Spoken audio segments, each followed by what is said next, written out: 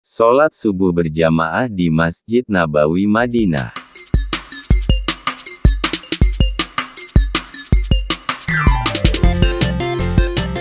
Haji 2024. Kesekian kalinya kami sholat subuh berjamaah di Masjid Nabawi Madinah.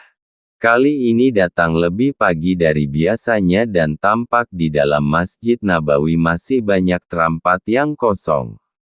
Sehingga kami bisa memilih tempat sholat yang kami maui. Kami harus bisa mencapai 40 waktu arba'in sebelum pergi ke Makkah. Sholat fardu 5 waktu berjamaah bersama Imam Masjid Nabawi selama 8-9 hari di Madinah tanpa jeda adalah tujuan bagi jemaah calon haji untuk mendapatkan 40 waktu arba'in. Meskipun sholat arba'in bukan rukun haji, namun pencapaian 40 waktu terasa ada kepuasan batin.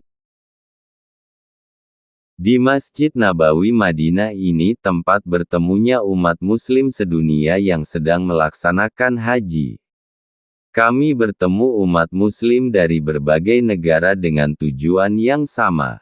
Sambil menunggu azan subuh terkadang mereka menyapa. Mereka sopan dan menghargai sesama jemaah dan bila merasa mengganggu, mereka minta izin terlebih dahulu. Setelah sholat subuh, kami bergegas pulang ke hotel karena pada hari ini ada agenda wisata. Wisata di sekitaran Masjid Nabawi yang banyak sejarah peninggalan para umat muslim.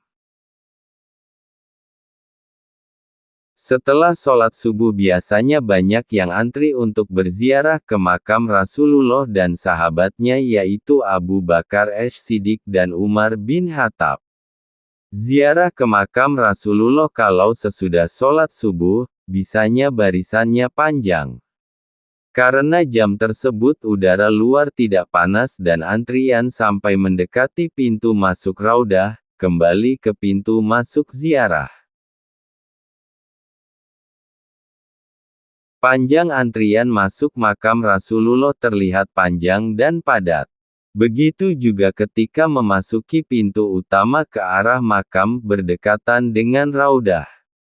Memasuki pintu utama masuk ke makam, jalur dibagi dua dan buka, tutup.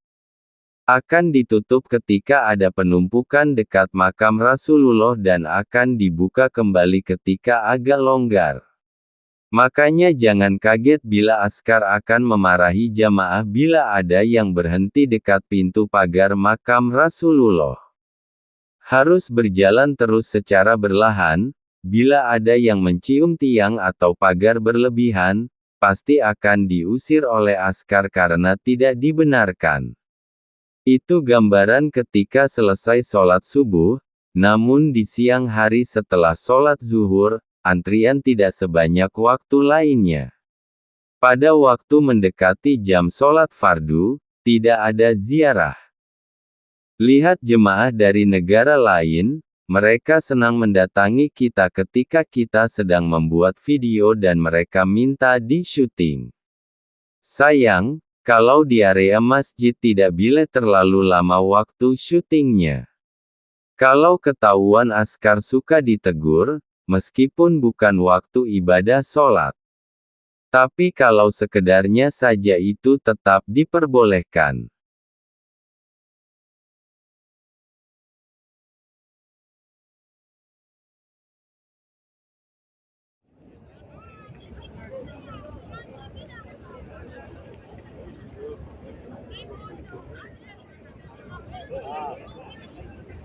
Tampak payung raksasa masih mingkuk, sehingga panasnya lantai akan lepas ke udara.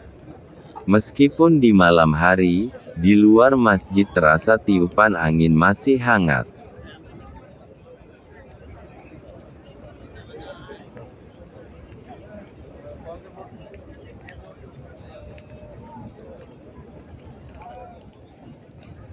Lihatlah, seluruh payung-payung raksasa yang ada di pelataran Masjid Nabawi sampai jam 5.15 belum membuka.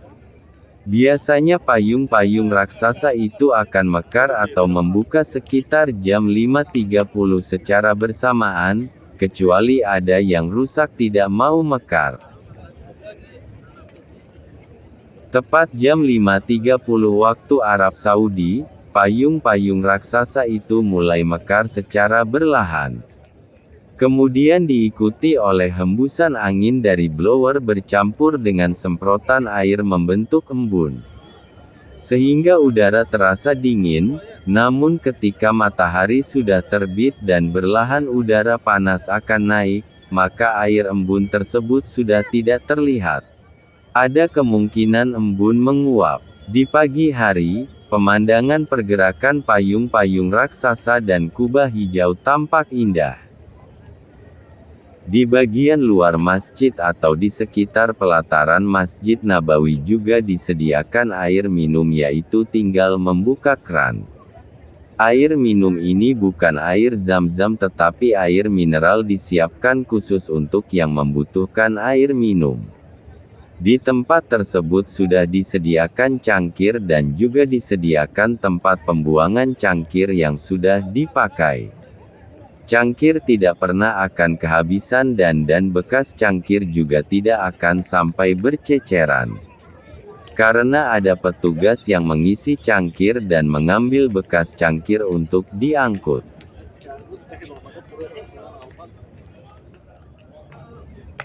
Tempat wudhu dengan jumlah keran cukup banyak dan ada di berbagai tempat di pelataran Masjid Nabawi. Bagi jamaah yang belum wudhu dari hotel atau batal wudhu maka bisa ambil wudhu di tempat ini. Jangan ada kekhawatiran memakan waktu lama untuk mengantri, karena banyak tempat dan jumlahnya banyak. Bahkan di area toilet lantai bawah juga tersedia cukup banyak tempat wudhu. Di sekitaran pelataran Masjid Nabawi disediakan banyak tempat toilet. Tempat toilet pria dan wanita dibedakan, bahkan tempatnya agak berjauhan. Setiap tempat toilet diberi tulisan untuk pria atau wanita. Tidak hanya tulisan tetapi ada simbol gambar pria atau wanita. Bagi yang tidak ngerti bahasa atau tidak bisa baca tulisan, cukup dengan melihat simbol tersebut, jadi tidak salah masuk. Di sekitar toilet juga disediakan tempat wudhu yang terpisah. Toilet di Masjid Nabawi ini tergolong mewah. Toilet yang letaknya di lantai bawah disediakan eskalator untuk naik dan turun. Kalau di kita atau Indonesia eskalator terdapat di mall. Di Masjid Nabawi disediakan eskalator untuk turun tangga, namun disediakan juga tangga naik dan turun dengan jalan kaki. Bangunan toilet hingga ruang-ruang toilet dengan jumlah yang banyak terbuat dari bahan yang mewah. Tempat ini juga tidak berbayar, sudah nyaman dan gratis lagi. Namun bila hendak bersedekah, boleh memberikan tip buat petugas yang ada di dekat-dekat toilet tersebut.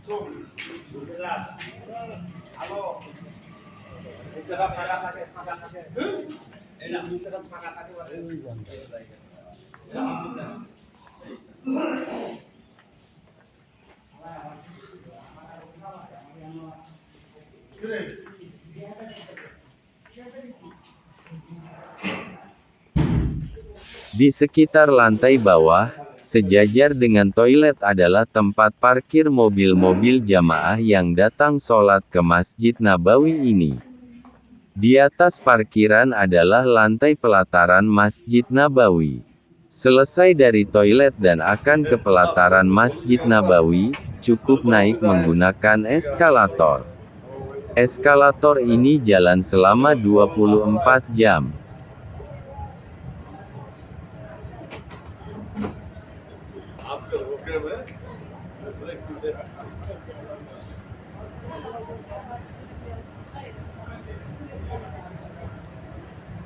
यहाँ पे देखा आगे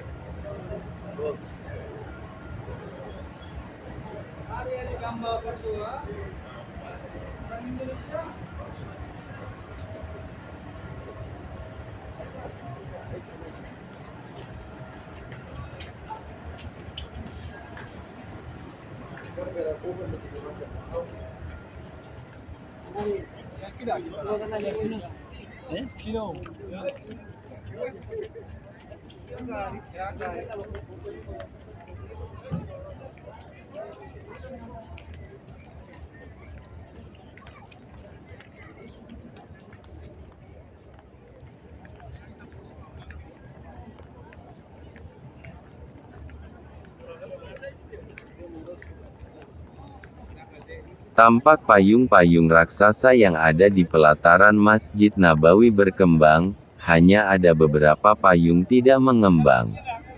Ada kemungkinan payung tersebut rusak yang belum diperbaiki. Masjid Nabawi ini dikelilingi oleh hotel-hotel tinggi menjulang ke langit, pertokoan oleh-oleh, minuman, makanan, ada museum, makam baki dan tampak sedang ada proyek pembangunan sambungan dari Masjid Nabawi. Di sekeliling pagar banyak pintu-pintu bernomor misal 310, itu pintu gerbang menuju ke taman. Beda lagi nomor pintu Masjid Nabawi dan ada nomor pintu gerbang juga. Nomor pintu masjid maupun nomor pintu gerbang sebagai penanda ketika ada yang kebingungan.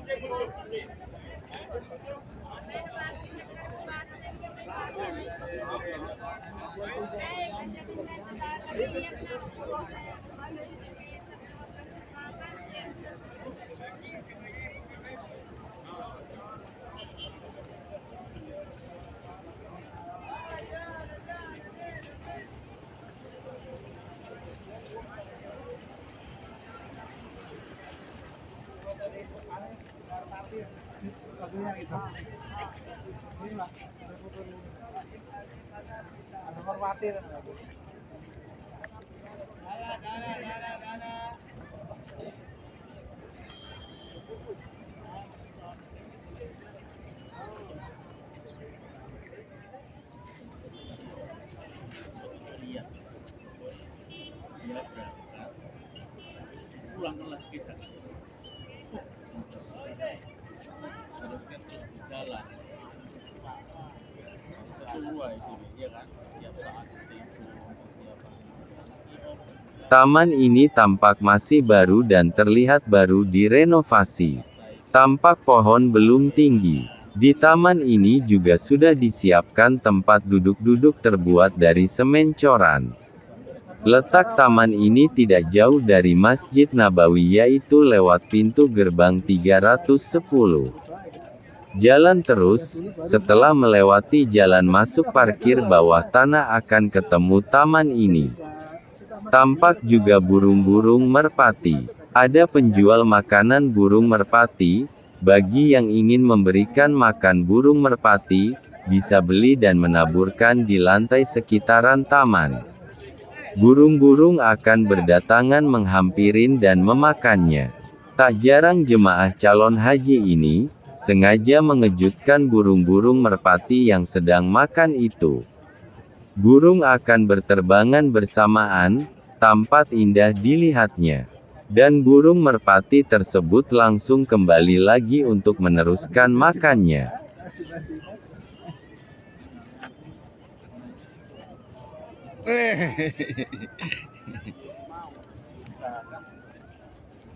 Di area taman ini, pagi masih agak gelap tidak tampak adanya burung merpati.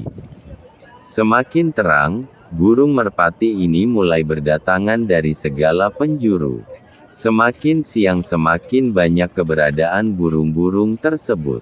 Di sekitaran berada, selalu ada penjual makanan burung merpati.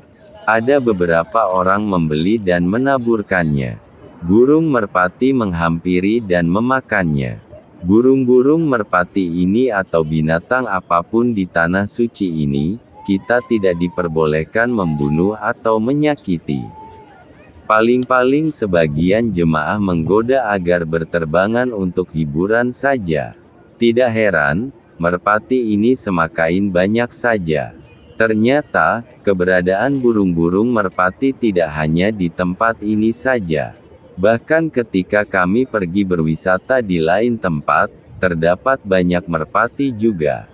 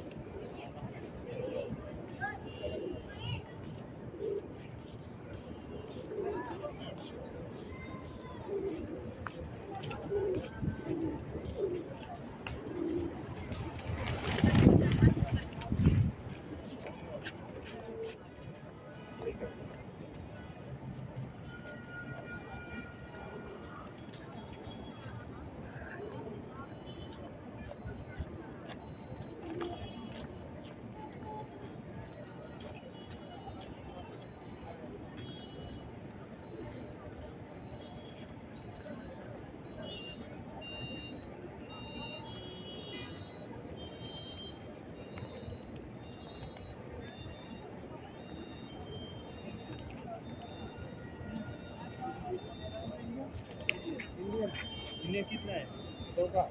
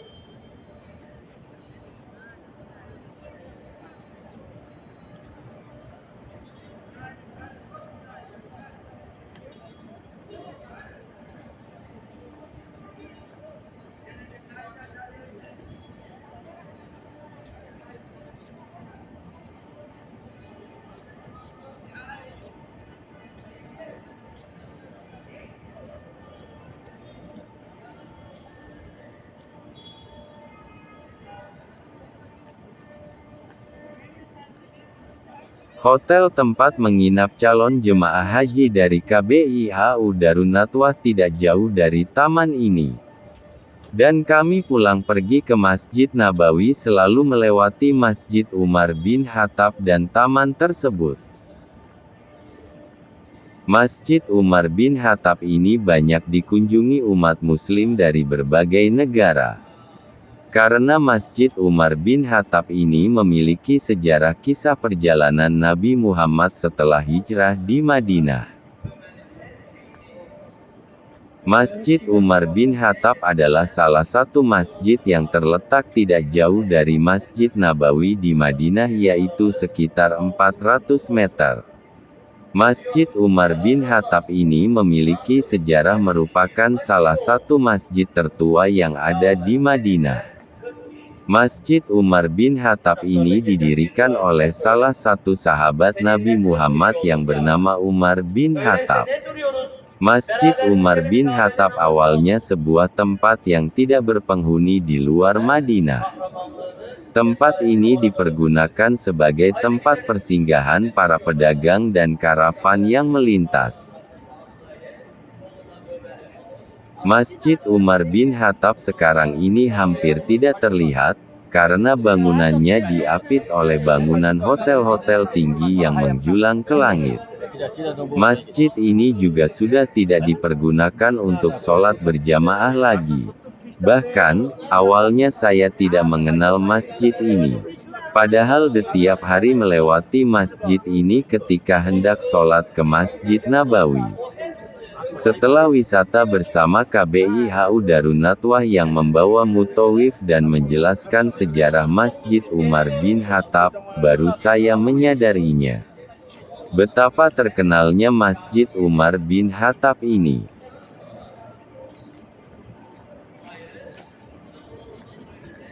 Dari Masjid Umar bin Khattab ke hotel kami menginap jaraknya sekitar 150 meteran. Area di sekitaran hotel ini juga sedang pembenahan seperti memperbaiki jalan, pelataran sekitar pertokoan dan menanam pohon-pohon peneduh. Juga banyak bangunan hotel yang hanya 3 lantai dirobohkan dan dibangun menjadi minimal 10 lantai. Jadi untuk kemudian hari, bagi jamaah calon haji dan umroh bisa tinggal tidak jauh dari Masjid Nabawi.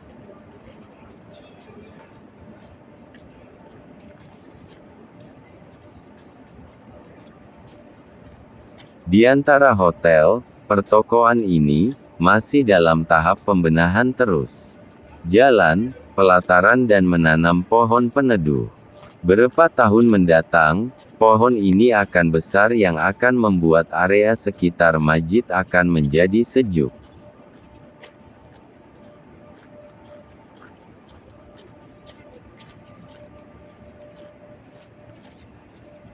Pekerjaan pembangunan jalan, pelataran tidak banyak menggunakan tenaga kerja. Mereka menggunakan alat berat, bahkan mengaduk semen dan pasir pun menggunakan alat berat seperti ekskavator atau bulldozer.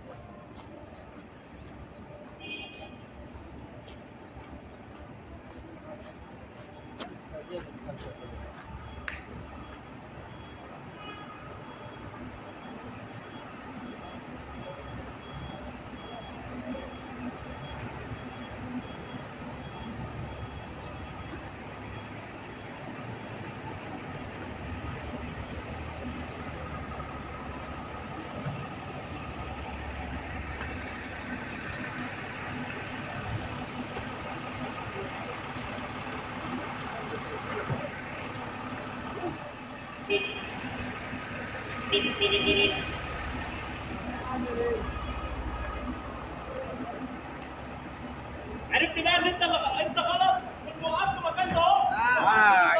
ini nih. Suka baru nongol lagi. Nggak usah diomongin, tak dibikin omongannya. Inilah hotel tempat kami menginap. Para jemaah calon haji dari KBIHU Darun Nadwah sudah bersiap-siap berangkat ke tempat wisata religi di sekitaran Masjid Nabawi Madinah. Wisata ini dipandu oleh Mutawif Indonesia yang sudah lama tinggal Madinah atau Makkah. Mutawif ini sangat menguasai sekali sejarah masjid-masjid yang ada di Madinah maupun tempat bersejarah di Makkah juga.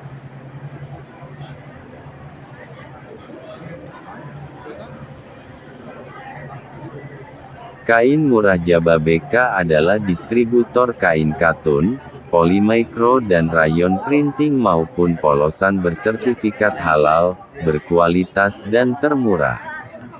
Tidak memiliki cabang dimanapun, hanya di kawasan industri Jababeka.